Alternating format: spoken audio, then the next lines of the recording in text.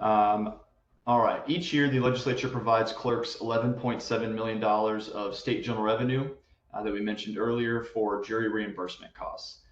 These funds are released quarterly and are tracked on the state fiscal year instead of the county fiscal year. The quarterly jury management reimbursement form is the form that we use to track expenditures as well as the disbursements made by JAC.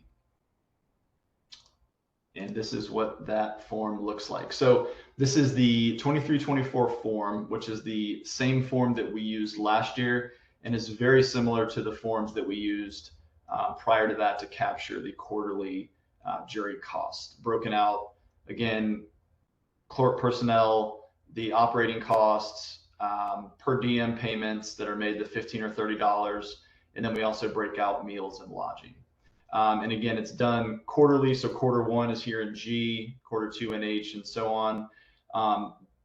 One of the main things that we see with this is as we total the cost for quarter one, for example, we won't know the JAC disbursement because this is the request for that reimbursement. So we won't know that until quarter two.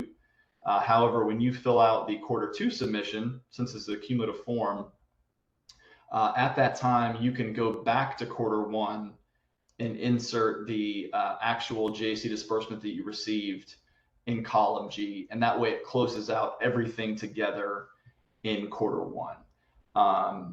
Different than in a few of our other forms, but this will be very important moving forward, especially as we will face a jury shortfall that we'll talk about in a second. This will help us calculate that accurately. So that's just something to note on this form. Raphael, did you have anything else to add for common seen mistakes? Yes, sir, I do. Thank you.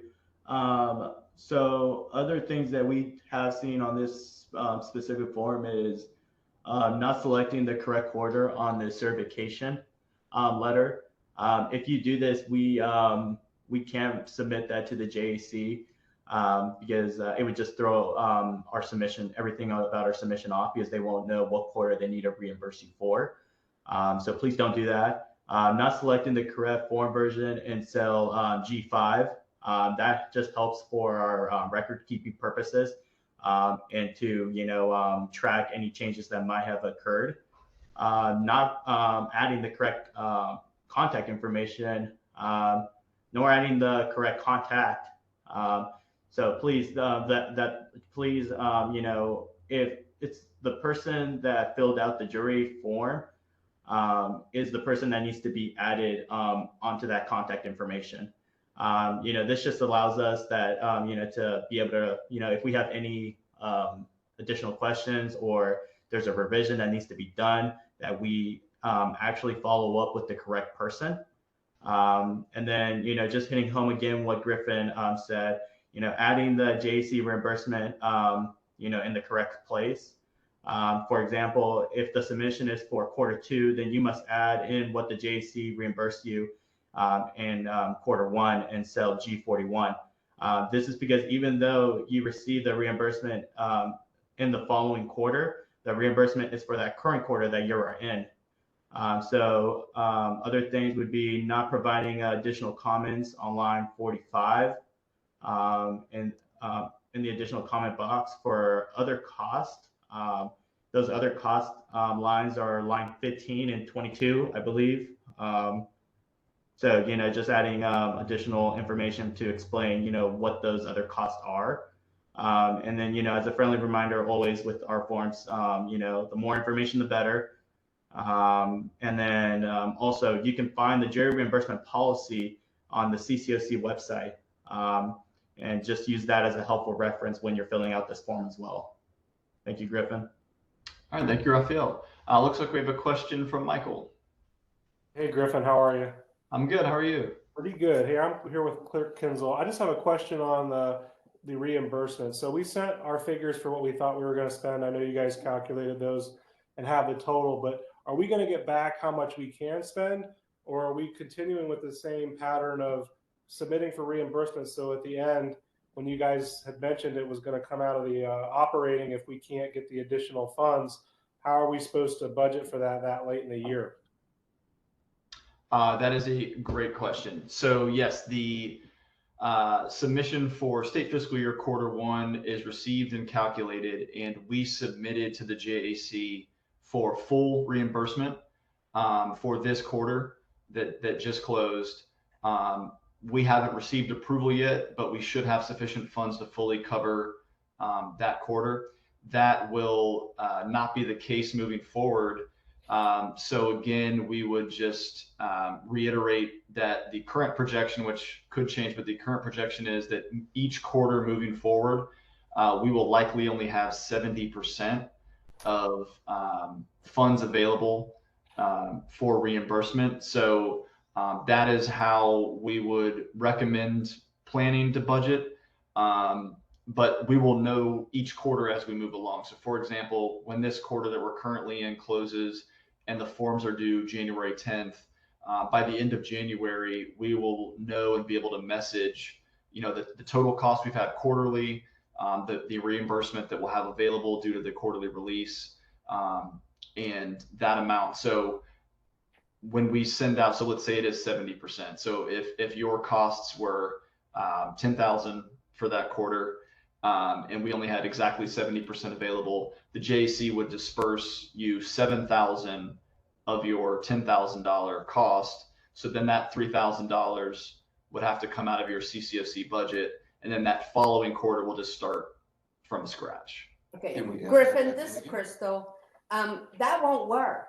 I mean, I can't not spend all my operating money not knowing what I have to pay for juries. I need a budget by quarter that I stick to, and the money that you do have is allocated that way. I can't guess if you're going to reimburse me and then not spend in operating. I am spending more in operating and being subsidized by the county just to pay court clerks. We've talked about this at each one of these. The budget needs to be established so I know what my parameters are. So I can tell the judges, hey, got people for jury, don't have people for jury. We need to know what you're giving us as a regular budget in our office. If other clerks don't need that and want to work and take it away from their operating, then they have surplus money, maybe great for them. But I want to know what Collier County can count on to be reimbursed for this year. Okay. Well, again, as it currently sits under the reimbursement model, we'll do our best to message as much as we can and as frequently as we can and let you know as soon as we know the true amount. All right. Any other questions for jury?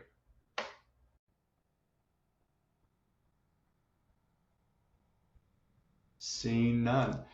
So as we just talked about, we are going to face a shortfall in jury funding. The 11.7 million statewide that we've had now for 8 years will not be sufficient to cover our projected costs. So again, as we just kind of detailed, that the funds are released quarterly, and that is how we will look at each quarterly reimbursement on its own. Again, 70% right now is the estimate that we've had.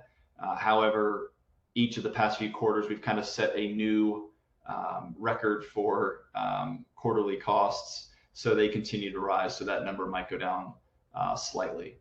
And again, as we mentioned, any overage each quarter will unfortunately have to come from the CCOC budget. So to the best of your ability, please just plan accordingly.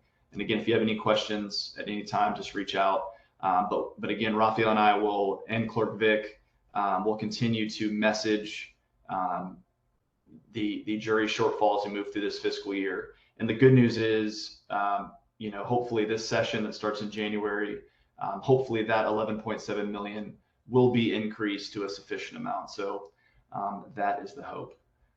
Any other questions for jury?